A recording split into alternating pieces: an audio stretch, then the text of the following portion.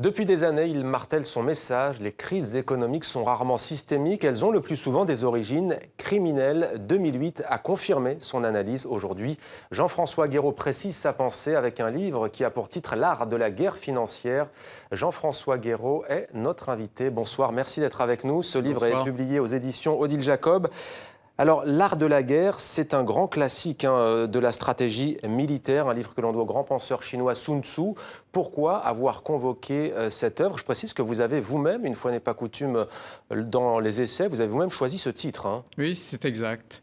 Il m'a semblé important d'analyser une crise financière ou les crises financières, certes avec l'outil de la criminologie, ce que je fais traditionnellement, mais cette fois-ci d'utiliser celui de la polémologie, l'art de la guerre, la stratégie, parce que nous sommes réellement, cette fois-ci, dans une guerre. Et le concept de guerre n'est pas utilisé de manière métaphorique et légère. Il est ici utilisé en son sens premier, essentiel, c'est celui de l'hostilité. Les guerres financières tuent et blessent réellement les populations, mais on ne sait pas toujours le voir, on ne sait pas toujours le comprendre.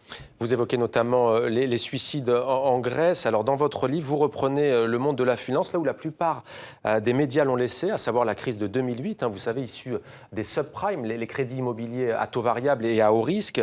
Et votre verdict est terrible. Contrairement aux déclarations des dirigeants politiques, dites-vous, ça ne va pas mieux, c'est même pire. Oui, vous vous rendez compte que tous les dysfonctionnements qui avaient été à l'origine de cette fantastique crise financière de 2008, eh bien, tous ces dysfonctionnements sont toujours là, présents, omniprésents. Et les grandes institutions financières qui avaient été à l'origine de cette crise ont retrouvé leur pouvoir, leur puissance, et on peut même dire qu'elles ont augmenté leur puissance. Alors, vous vous attachez donc à définir les grandes lois qui régissent cette guerre financière qui met aux prises les États, les sociétés et donc chacun de nous, au fond, les citoyens d'un côté, et de l'autre, le monde de la finance. Qui est au juste la finance?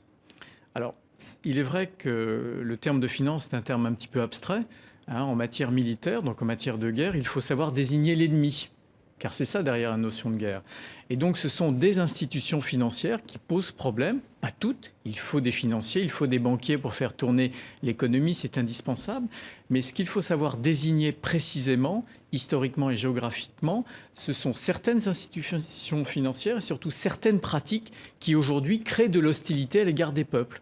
On voit bien que certaines pratiques relèvent de la criminalité, d'autres relèvent de la spéculation, voire de la spéculation criminelle, et il y a de l'hostilité à l'égard des États et aussi surtout à l'égard des peuples.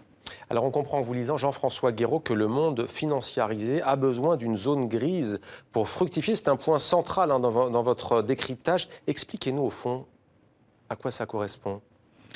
Alors, un des avantages majeurs dont dispose le monde de la haute finance, c'est ce que l'on peut appeler dans le jargon l'asymétrie d'information. C'est-à-dire qu'il y a des sachants, des hommes et des femmes qui savent, qui comprennent la technique.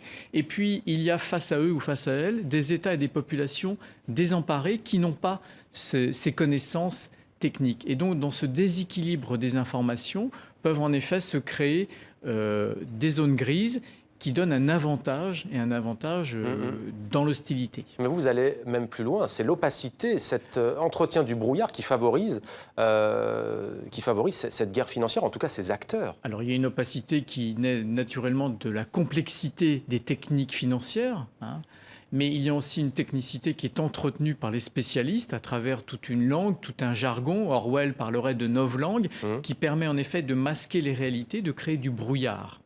Pour comprendre bien, prenons la Grèce, on va prendre un exemple concret. Prenons ce qui s'est passé, ça va parler à nos téléspectatrices et nos téléspectateurs. Sur la Grèce, comment ça s'est opéré cela en fait? Il y a à l'égard du peuple grec une fantastique machine de propagande qui s'est mise en marche dans la médiasphère et dans les classes politiques européennes à partir de 2010.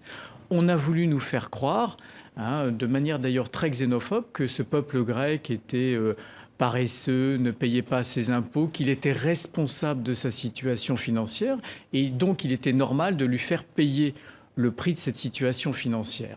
En réalité, l'histoire financière de cette chute de la Grèce a une toute autre origine.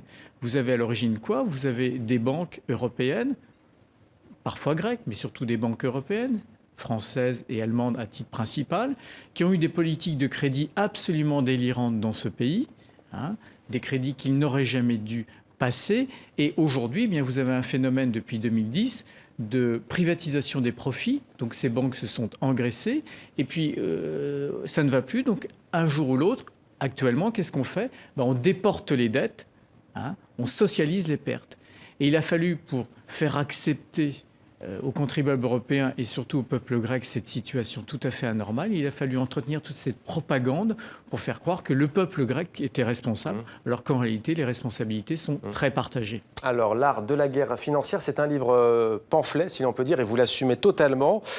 Prenons les économistes, vous réglez quelque part le compte de ce qu'on appelle la science économique, qui est d'ailleurs, selon vous, une usurpation ou presque. L'économie n'est absolument pas une science. Une science, c'est lorsqu'au fil des siècles, vous pouvez accumuler des connaissances. Vous le faites en matière de biologie, de chimie, hein, et tout le monde est à peu près unanime pour dire que la Terre n'est pas plate, mais la Terre est ronde. En réalité, l'économie n'est pas une science, c'est simplement une discipline avec des débats et des opinions contradictoires. Et vous voyez, la plupart des prix Nobel qui ont été récompensés dans les années 70-80 ont proposé des modèles qui se sont avérés faux et qui ont été à l'origine de la crise financière de 2008. Mais les économistes, en général, s'expriment sur des plateaux de télévision. Arrêtons-nous justement sur le rôle des médias. Sont-ils, selon vous, chargés de répandre le brouillard? Involontairement, oui, souvent.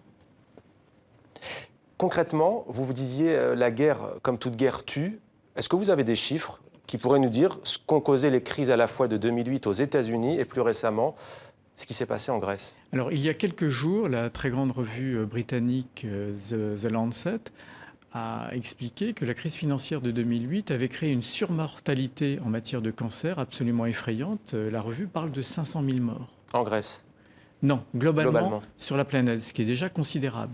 Mais on sait qu'en Grèce, par exemple, il y a eu des suicides liés à la situation économique. D'ailleurs, on parle de suicides économiques par centaines. Et il a pu être chiffré aussi bien aux États-Unis qu'en Europe, le fait qu'il y avait une surmortalité parce que les peuples se soignent peu, se soignent moins, ou simplement parce que le stress dû au chômage, dû à la spoliation et aux saisies, fait que les populations voient leur longévité raccourcie. Mais évidemment, tous ces morts dans ces guerres, on ne les voit pas médiatiquement, c'est invisible, parce qu'entre la cause première, c'est-à-dire la crise financière, et ces morts à l'autre bout, il y a une distance. Il y a une distance médiatique, il y a une distance temporelle, il y a une distance géographique. Et c'est un champ de bataille qui est étalé et qui est abstrait. Alors 2008, c'est récent, bien entendu, cela fait 8 ans, la grande crise. Vous établissez, en tous les cas, à quand situez-vous au juste, Jean-François Guéraud, la naissance, si l'on peut dire, de cette guerre financière? Alors, le premier grand acte de la guerre financière contemporaine, c'est 1971, quand l'État fédéral américain décide de mettre fin à la convertibilité du dollar en or. C'est un acte stratégique unilatéral d'une extrême violence à l'égard du reste du monde et surtout à l'égard des Européens et des Japonais parce que les Américains n'arrivaient plus à financer leurs énormes déficits. Voilà, parce que l'économie américaine fonctionnait sur un modèle qui n'était pas viable. Donc il a bien fallu que quelqu'un le finance et c'est le reste du monde qui l'a financé. Et à partir de là, on voit s'ouvre un second acte de la guerre financière où Wall Street va commencer à aspirer toute la finance internationale et la dérégulation, les politiques de dérégulation qui vont naître aux États-Unis à partir des années 80 vont faire naître des mastodontes bancaires et financiers qui petit à petit vont s'autonomiser. Et elles aujourd'hui, ces institutions financières autonomisées mènent de vraies politiques d'hostilité à l'égard des peuples. Ça a été à l'égard du peuple américain d'abord, quand on voit ce qui s'est passé dans la faillite des caisses d'épargne dans les années 80. Ça a été ensuite contre le peuple américain dans les années 2000 avec la faillite des subprimes, mais aussi à l'égard des peuples du reste du monde. Et vous utilisez le terme de zombification? Oui, beaucoup d'institutions financières sont des morts qui marchent, c'est-à-dire qu'elles ont l'apparence de la vie, mais en réalité, elles sont plombées par des mauvaises dettes et qui les rendent en effet d'une extrême fragilité. Je disais pamphlet, mais vous nous amenez à une vraie réflexion. Vous établissez notamment une continuité entre la libéralisation des mœurs des années 60 notamment et le libéralisme économique. Je vous vois sourire. Quel est le lien au juste selon vous? Ça a préparé le terrain, mais dans quelle mesure? Alors, l'idéologie dominante des élites contemporaines, c'est une idéologie à la fois libérale et libertarienne.